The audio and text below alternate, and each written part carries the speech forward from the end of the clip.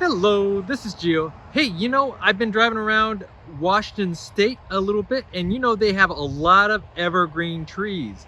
Well, I came across this one tree which was a little odd, and so I took an extra look.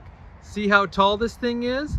But if you zoom in to the top, you'll discover, well, it has cell towers. It has cellular receptors right up there. You can see right on top. And when you take a closer look at this tree, you'll discover, well, it's not an actual tree. It's a fake tree, just to kind of obscure the cell units up on top. And so this is a cell tower that looks like an evergreen tree.